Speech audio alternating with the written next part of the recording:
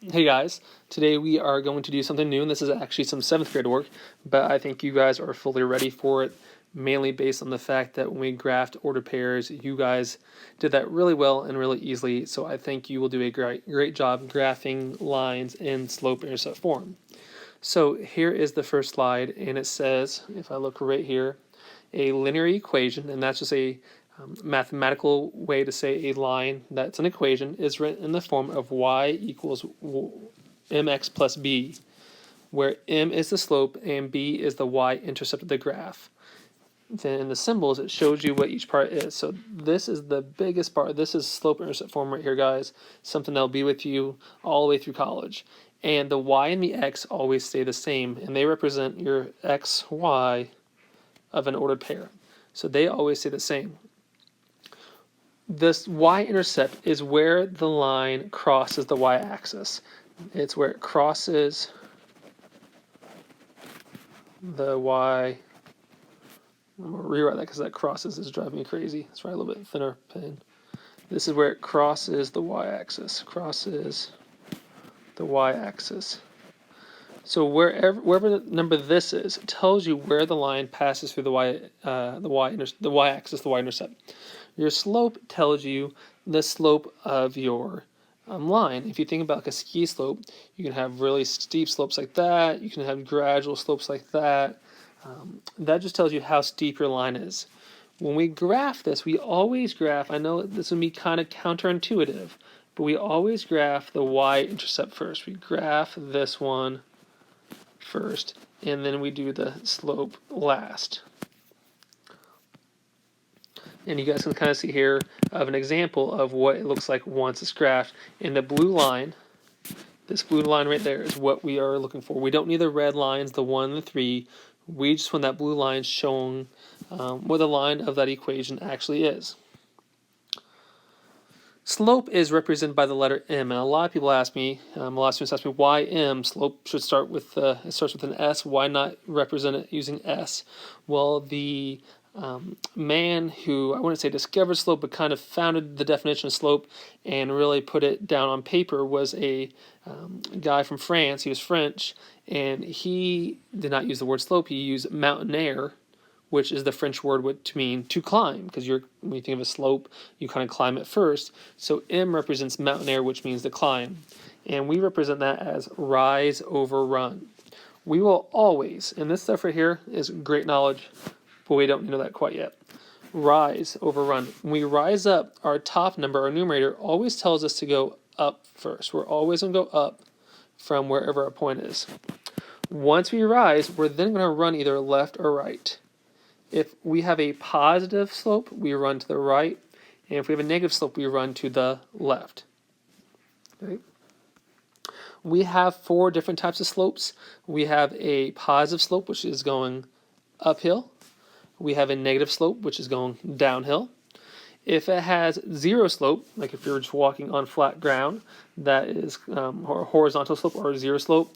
And if the line is straight up and down, we say that slope is undefined. And if you think of it, it's kind of impossible to walk up a wall, and a wall is up and down. That's impossible, it's undefined, just not a way to do it. But if it's going uphill, positive, downhill, negative. If it's just a horizontal line like the ground you're walking on, the slope is 0. And if it's a vertical line, it is undefined. You will watch a fun video with Mrs. Kersey next year, and you will never forget that, because I will also show it to you in 8th grade as well when I have you for Algebra 1. So now this is what your homework will look like.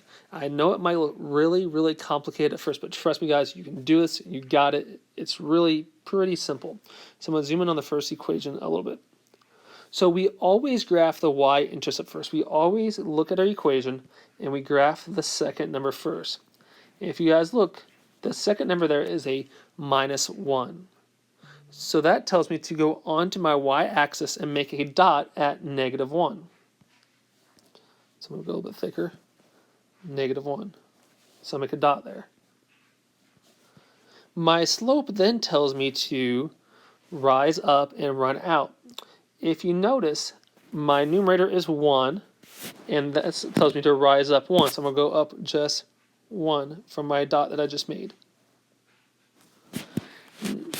My denominator is positive as well, and that's my run. So I will run out 4 from my dot, and then once I've rised and ran, I make a second dot there, and I simply just connect those 2 dots. I missed. Connect those 2 dots, and that green line is my answer right there. That is the line that matches the equation y equals 1/4 x minus 1. So all we have to do, guys, there's only a couple steps to this. Step 1, graph this point. Once we have that point graphed, we go up the numerator and either left or right of the denominator. If it's negative, we go left. In this case, it was positive, so we went to the right. All right, let's try another example. If I look over here, I always graph my y-intercept first. My y-intercept is always my last number, and that's at -4. So I go to my y-axis, which is my vertical axis, right here, and I make a dot on -4. So there's -4 right there. Then I go back to my slope. I always rise up. You can't rise any other way besides up. So I'm going to rise up. How many I'm going to rise up? I'm going to rise up 4. So go up 1, 2, 3, 4. And then I'm going to run over 3. And if you guys notice, this fraction is still positive. So if it's negative, I go left. If it's positive, I go right. I'm going to go right 1, 2, 3. That's where my second dot will be. Once I have my 2 dots, I just simply connect them. And there is the line to that equation. Okay, let's move on. Let's do this one right here. This one's a little more complicated, but still not that hard. Step 1, always to graph your y-intercept. I always look at that second number first, and I make a dot on the y-axis where that point is located. It is at -3, so I put a dot at -3 right there. When I look at my slope, though, it is a whole number. I do not like my slope to be a whole number. It needs to be a fraction. Your slope always needs to be a fraction.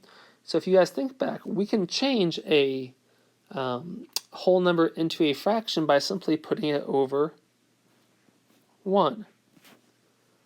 Okay. So as I said before, we will always rise up the numerator. So I'm going to rise up 3. 1, 2, 3. That never changes. But now, because I have that negative sign right there, that tells me I'm going to run over my denominator 1, but this time it's going to be in the left direction because it's a negative slope. That's where my second dot's going to be. Goes right there. And then I connect my lines.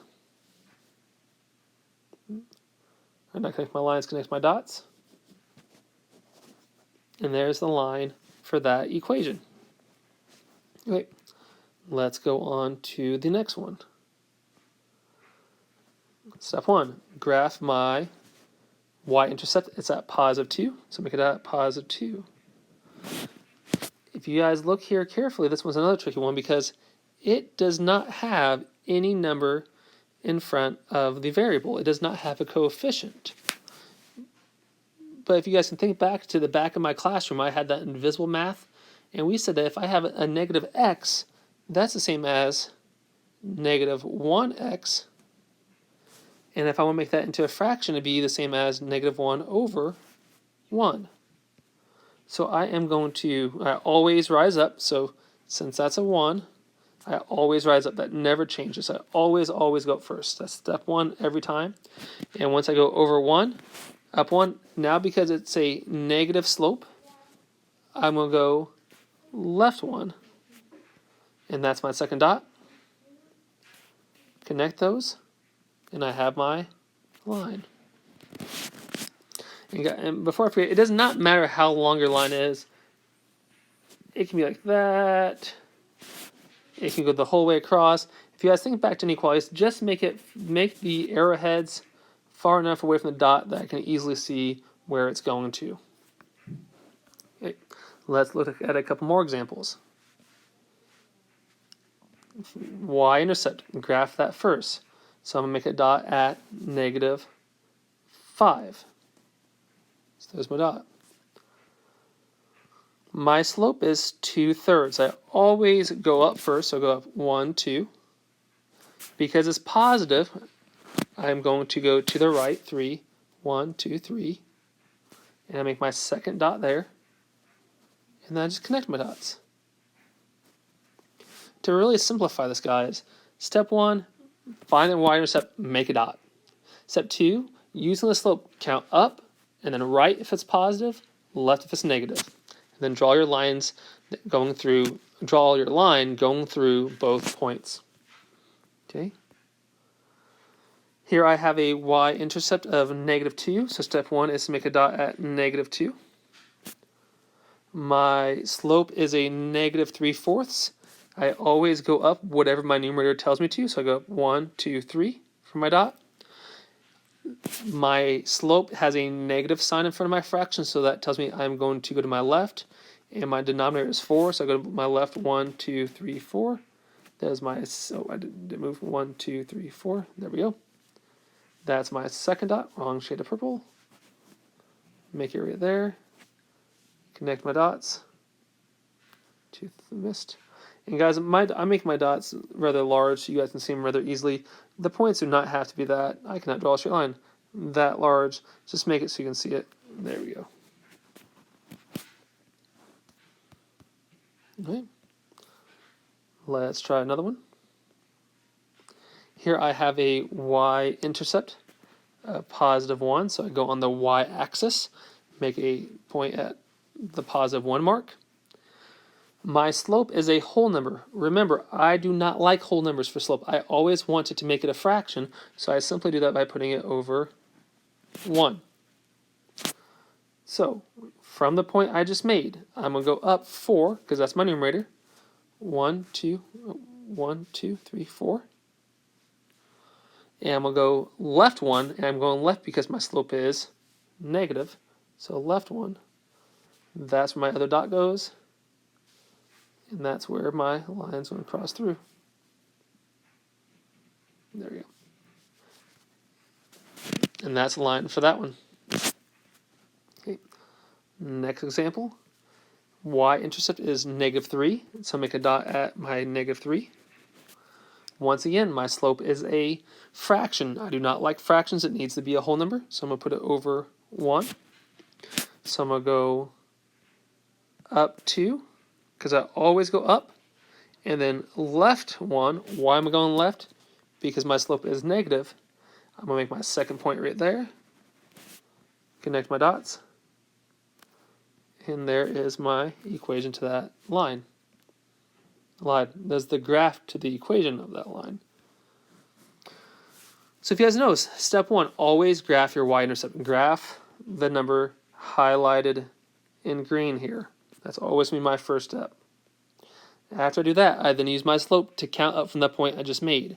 I'm always going to go up whatever my numerator tells me to go up, and then my denominator tells me to go either left or right, left if it's negative, right if it's positive. All right, we'll end it there, and I'll make a second video here.